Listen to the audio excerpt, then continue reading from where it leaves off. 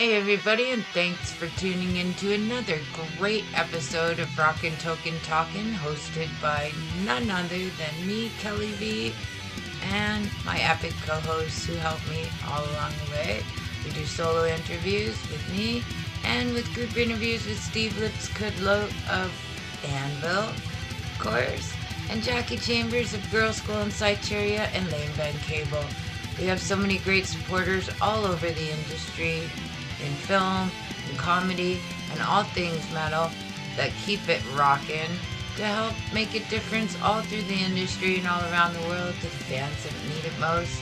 We talk about a lot of heartfelt things here at Rockin' Token Talkin' because we care about rare disease and the things that affect human rights all over the world. These are the great people involved. Thank you so much to Lawrence Wallace for this great opening music.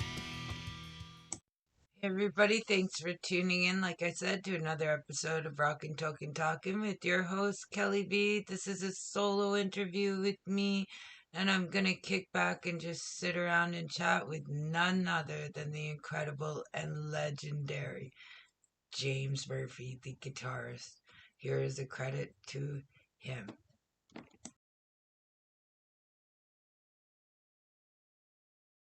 It's Kelly V, the Potpixi here, and we're soon going to be joined by the very elite, the very talented, and the very incredible James Murphy, the guitarist extraordinaire. He's been on my show a couple times, and I am just completely humbled and honored at his presence across my pages and his support in general. He is in so many incredible bands, it's almost too much to list. I could try before he gets on, but I don't think I would make it because it's an alphabetical list about, oh, I don't know, this long. But I think you are surely going to agree that he is best known for Cancer, Death, Discarnate, Obituary, Testament, and so many other projects where he is the incredible guitarist behind the songs. And what an extraordinary human being he is. I also want to touch base with him today on something that we both share, which is an incredible medical journey that we'll talk more about. If you've been following him as a personal note across his journey, you might be familiar with this, or this may be something new to you as well. If you're familiar with my work, you know that I do a lot of rare disease activism through music, through the genres, but mostly rock and metal. And I am so very, very honored to have him here. And hopefully he comes on soon for him. Oh, here he comes. Here he comes. Yee. Uh, Hi, how are Hey, you? how's it going, Kelly? How you doing? Not too bad. It's been quite a while. Yeah, it's been a minute. It really has. What's been new with you? Uh, just finishing some of the renovations on our house, Oh, goodness. That's adding so new, stressful. adding new little family members, little furry family members. What You what know, kind? What kind? we got a new cat, Ooh, what's his name? Morpheus. Morpheus. How did you decide on that one? Um, well, we have a bunch of girl cats, and Oh, four of them, in fact, and their it's all alliteration. So it's Minya, Mika, Misha, and Mira. And you know, I'm a big fan of the Sandman Mm-hmm. um, graphic novel series from back in the 80s and 90s. Okay. So they're And all named after that. Wow. It's weird. Every pet I get, I name after metal musicians.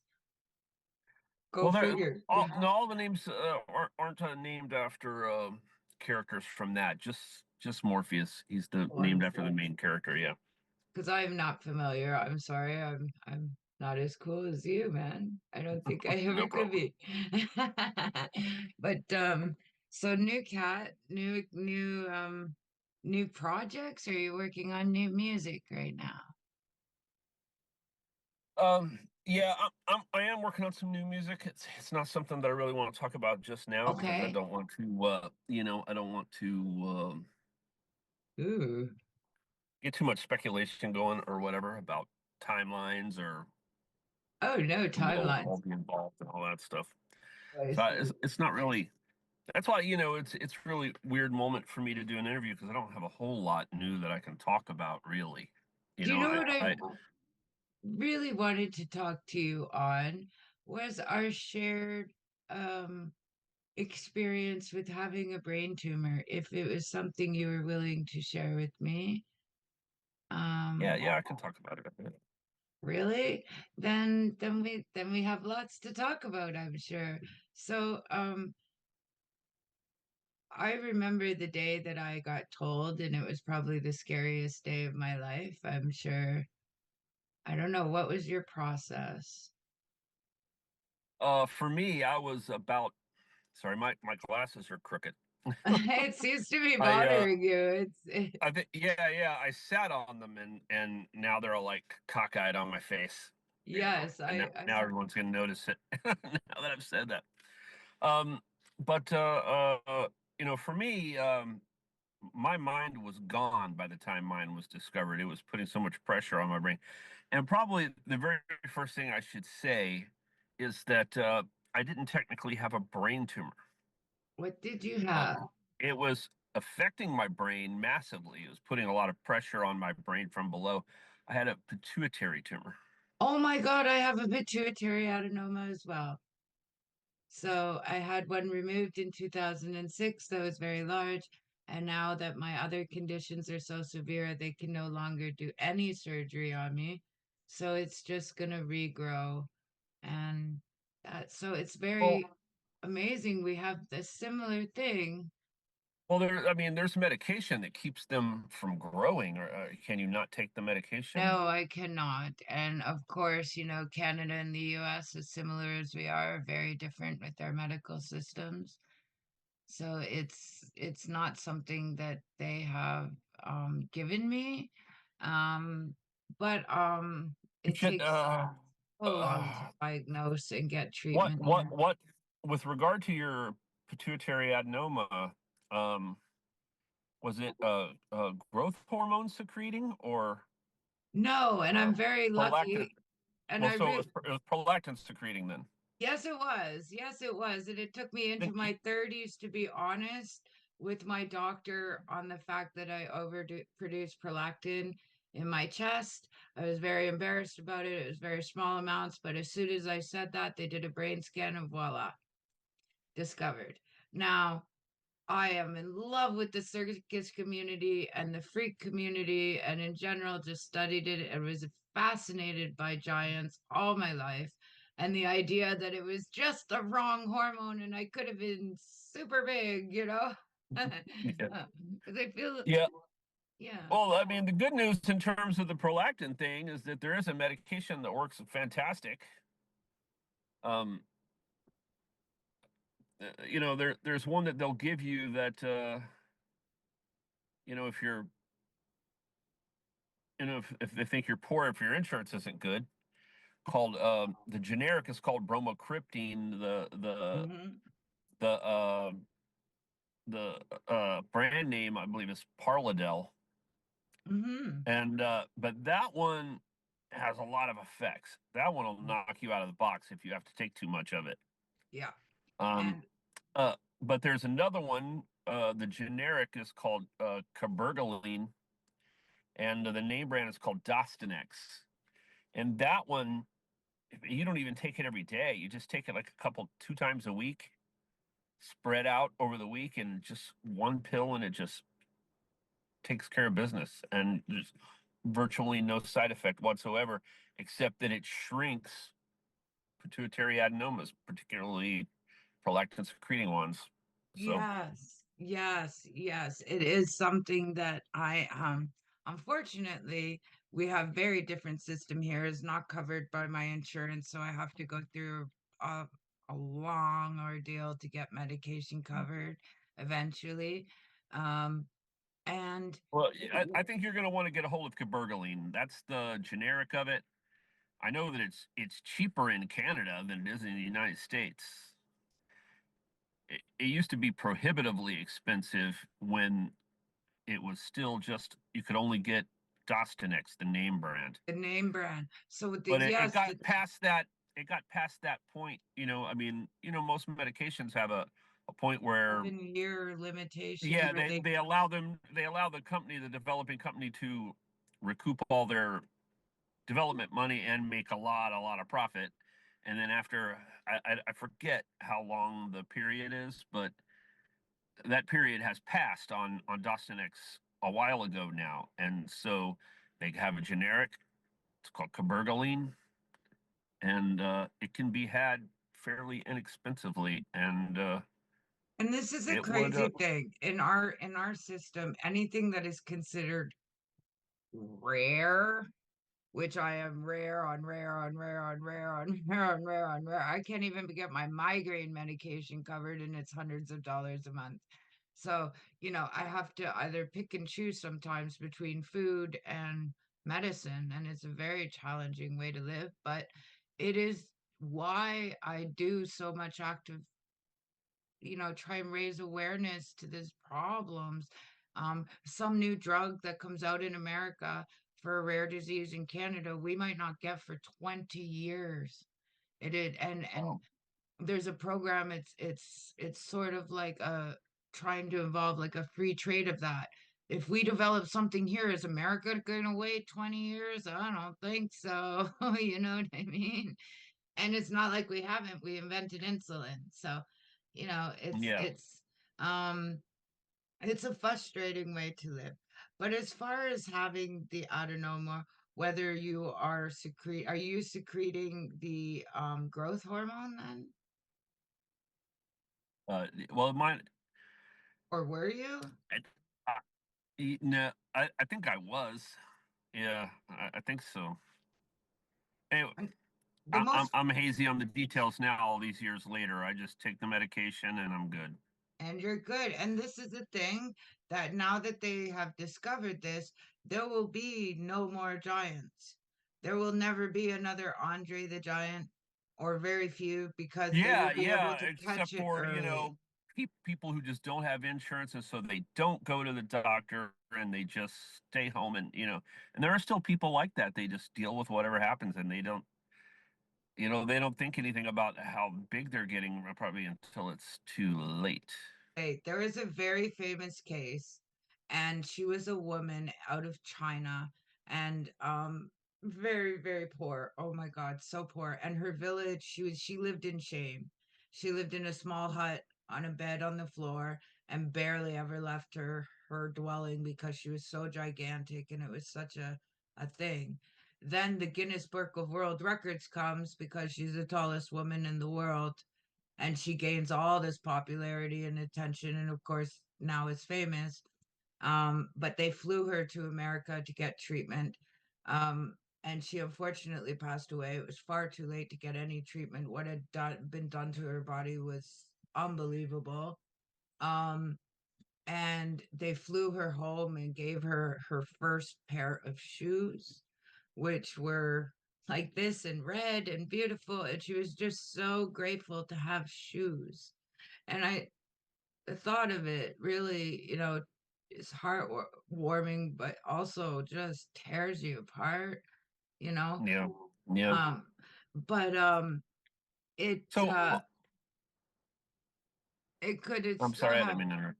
No, did it have lasting effects on how you calculate or process or function now? I mean, yeah, I think so. I mean, certainly, pituitary tumors grow on the pituitary, and they grew upward to where they'll put pressure on your brain, but they also grow outward, which means they're putting pressure on your optic nerve from behind your eyes. And Mhm. the and my vision got pretty messed up. I was having real difficulty seeing very well. But after the surgery, my vision improved steadily. And I remember that it hit a point where I thought, okay, well, after surgery and after recovery and everything, I reached a point where I thought my vision was good enough that I should be able to go back and get my driver's license, and so I waited for the ophthalmologist, appointment that I had, and he always did the all the tests on me, like the test where you click the little thing when you see the pinprick of light, Painful. and something called an A range or something like that. Something with a big old mechanical apparatus, a big semicircle around your head, basically Huh. trying to figure Yes. out your what your peripheral vision is, how Yes. good your peripheral vision is. Both of those tests do that, and just check your vision. And uh, I,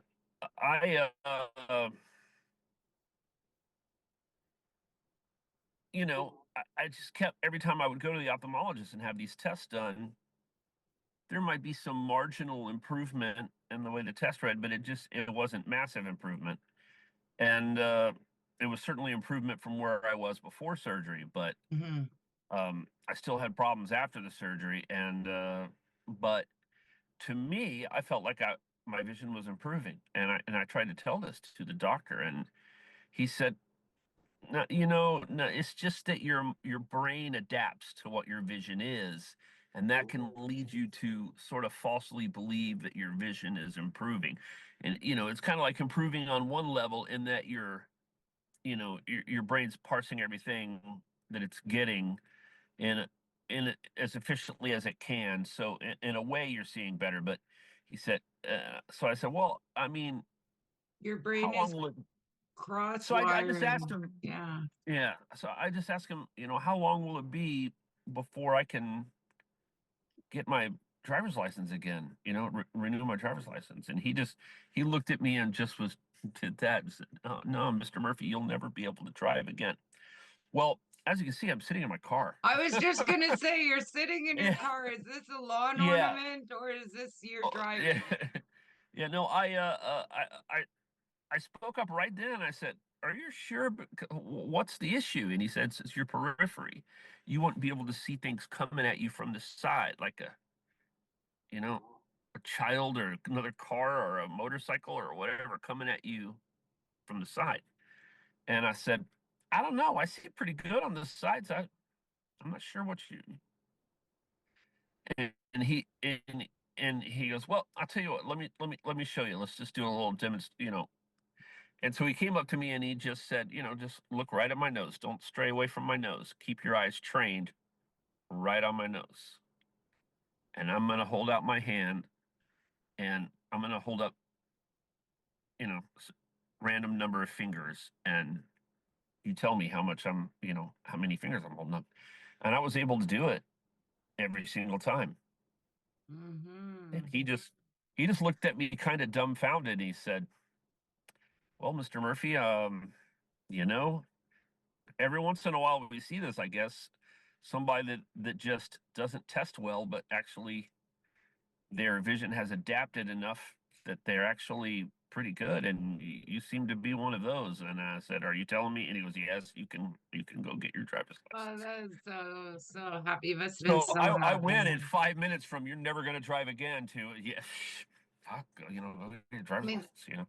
I have so many overlapping things. I had an amniotic embolism, which affected my pituitary. I have Addison's disease from that, which affects your pituitary as well. I have primary autoimmune and narcolepsy.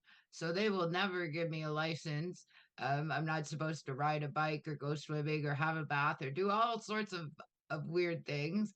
But they gave me a scooter Wow. and I have so much freedom on that. And I turn my music up and ride around the neighborhood. And I just, to not have freedom is so Well, hard. that's good. It's good to be able to have it's good to be able to have a way to get around. Ah.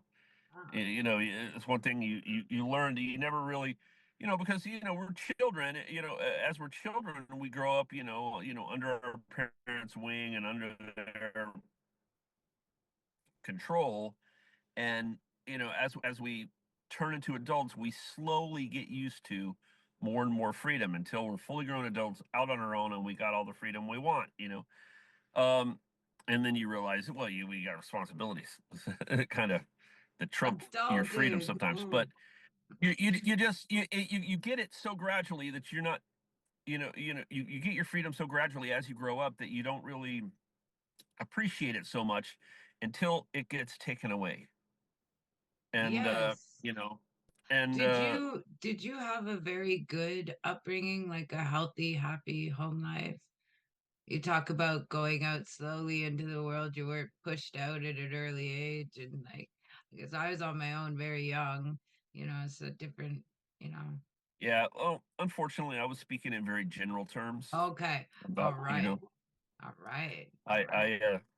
I had a, I'll say this, I always had a roof over my head, always had meals, always had clothes.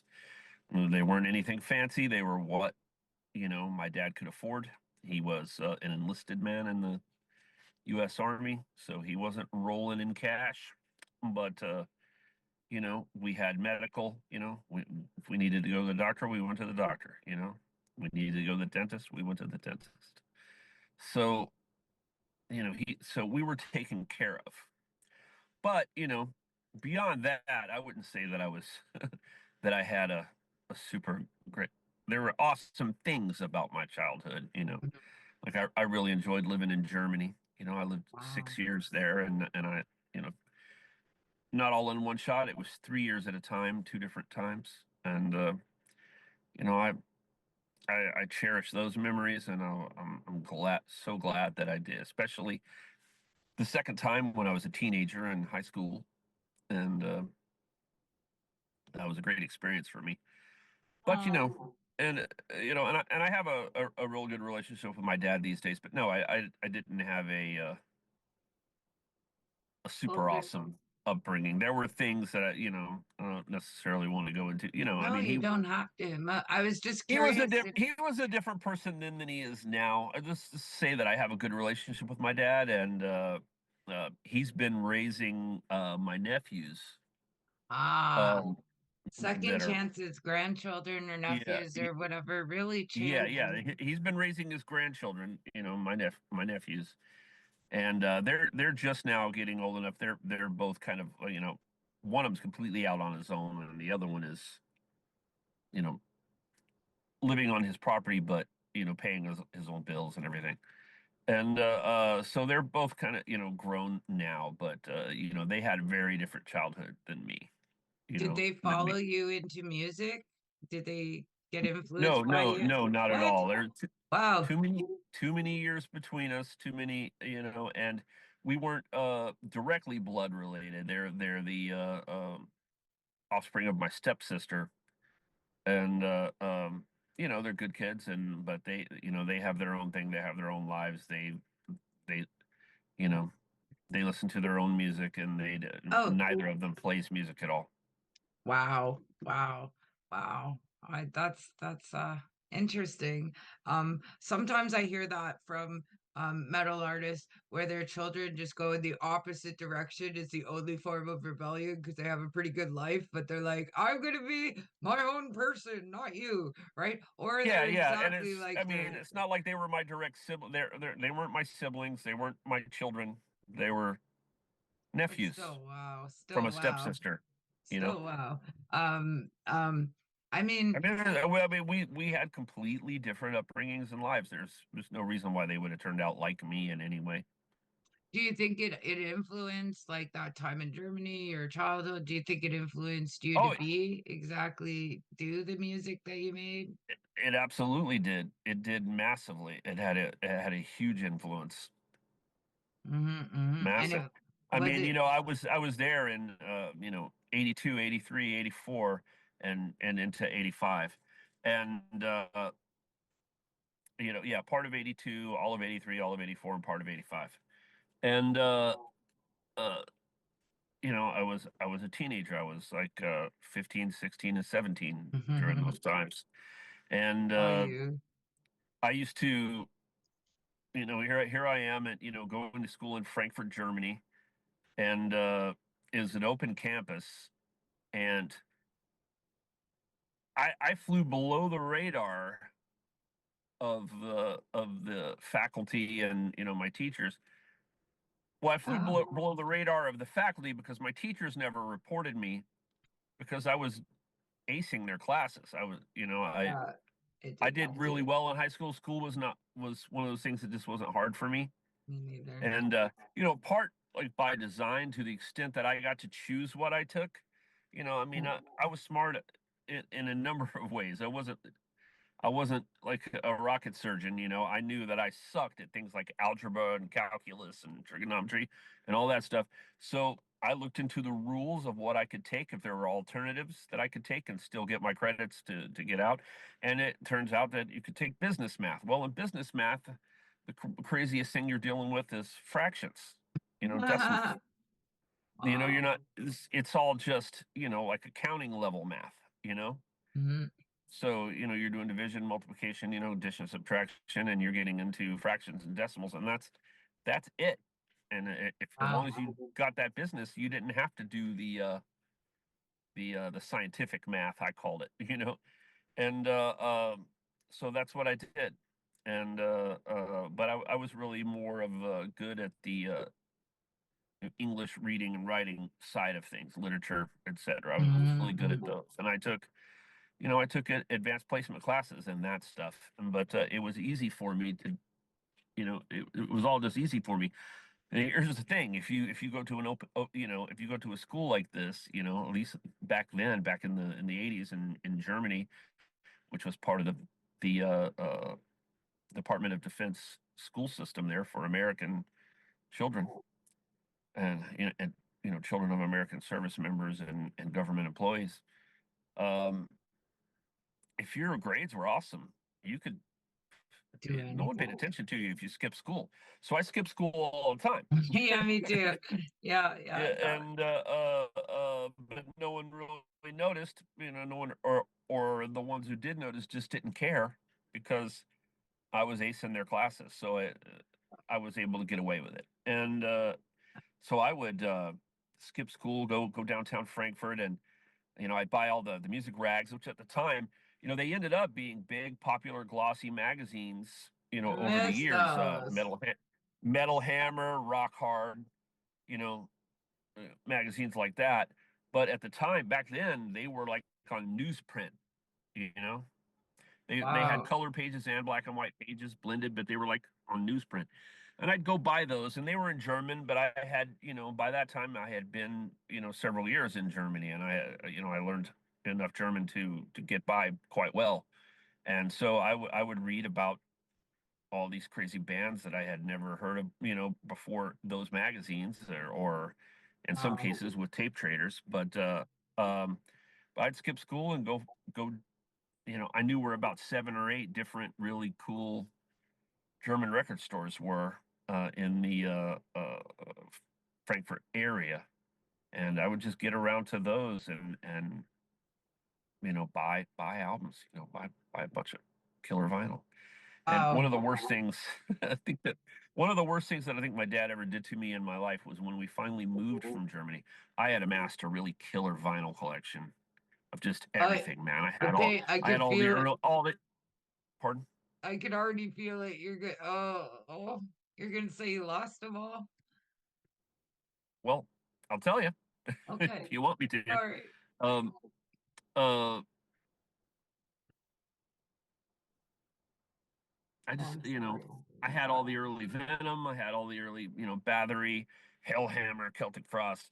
I mean everything. Slayer, all even like bands very few people in the States have heard of, like Trance or Picture and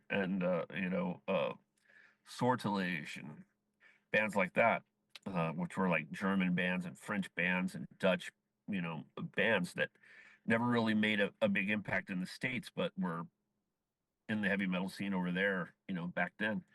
And I just had this awesome collection. And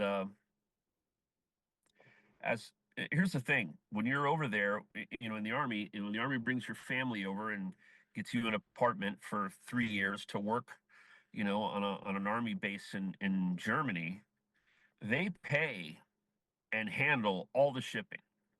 Whatever you have, they ship it over there, including your car. And when you go to leave, they'll come pack all your stuff up, take it, your car, everything. And then you go to temporary quarters while you wait for your plane flight. And so it was not costing him a single penny to send my record collection back to the States. But he just arbitrarily, one day as we were getting ready, he just arbitrarily said to me, "Yeah, you're not taking that record collection back to the States. That's just too much stuff. You either need to sell it or give it away, or I'm going to take it and stick it out on the curb for the trash men to pick up."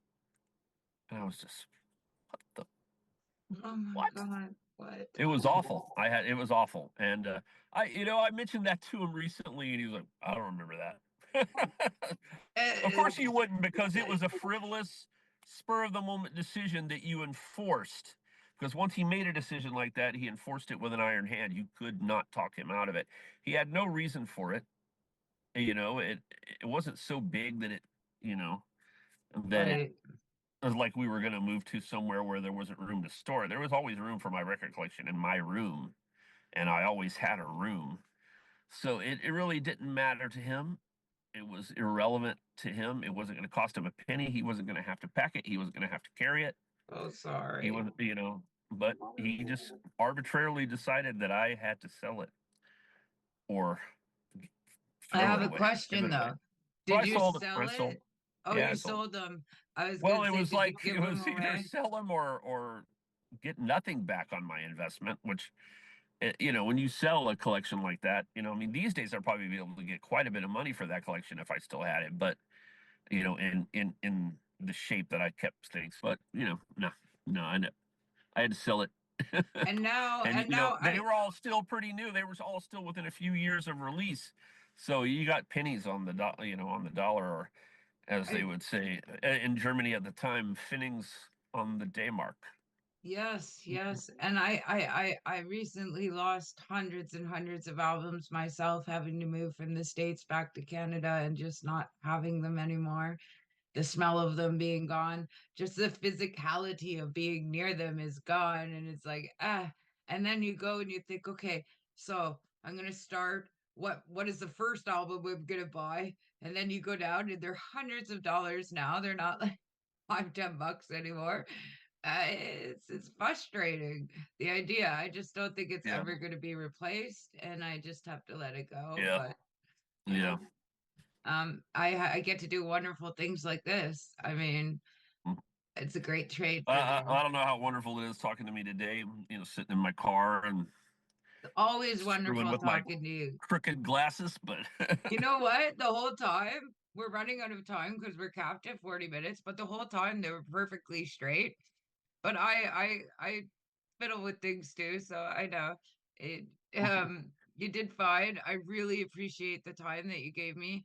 And when you have some new stuff that you're working on and you want to chat again, please chat with me. And I appreciate your candor on your experiences, and hopefully that can help somebody. That's the goal. well, let me ask you, Kelly, because you mentioned that you had a pituitary adenoma, but did you have another type of tumor as well? Um, I say the word tumor because that is what people recognize, and I still think that it's basically the same thing. It's what people can wrap their head around, really. So, Yeah. using big long medical words when people don't understand what you're talking about, Yeah, yeah. it's People always confusing. call what I had Yeah. a brain tumor, but it really technically was not a brain tumor. That doesn't mean it wasn't affecting my brain or yours or whatever. Hmm, hmm. I mean, I don't know about you, but mine got quite large before it was found, Yes. and it For was wrapped all around my carotid artery, so it was going to kill me. Even though technically, pituitary adenomas are what they call fully encapsulated benign tumors.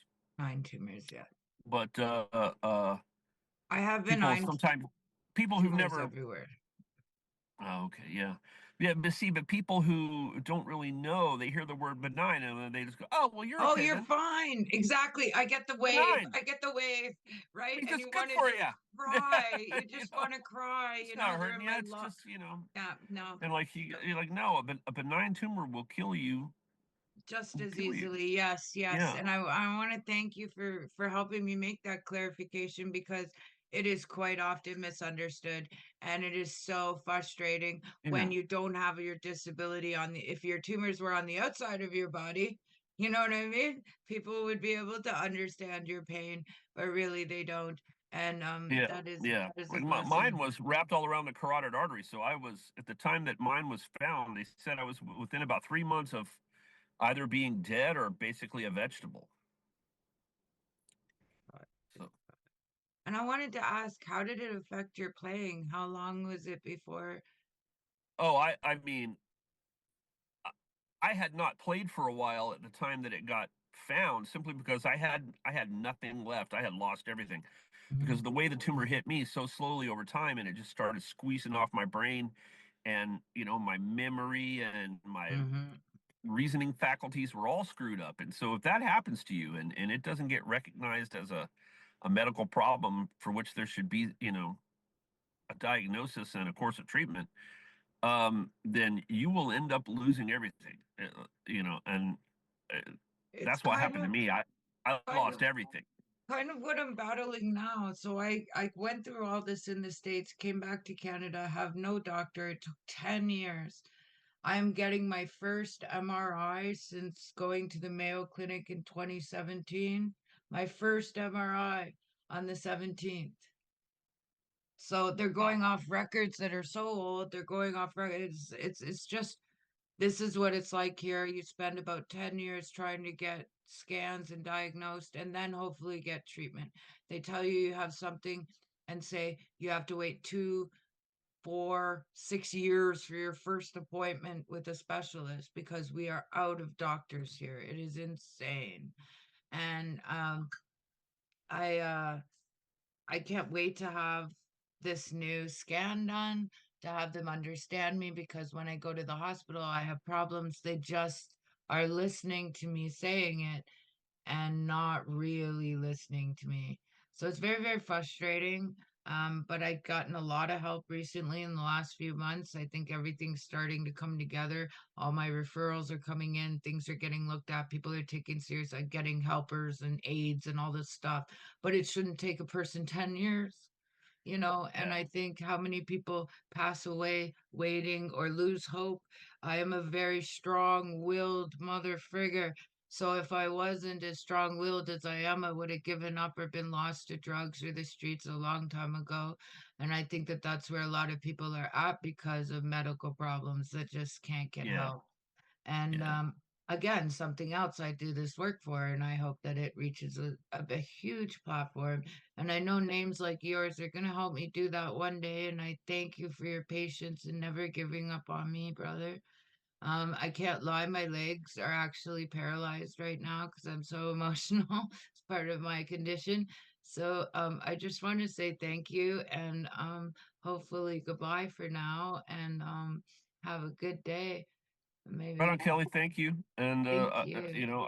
I do hope you are feeling better. It seems like you are a bit, and that's good. That's awesome. I'm glad we were able to do this today. And Me too.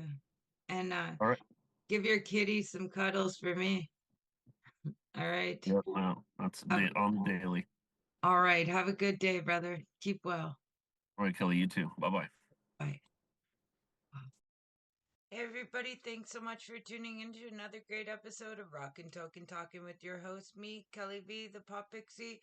I hope you like, share, spread, and support as far as we can. Bye everybody. Have a great week.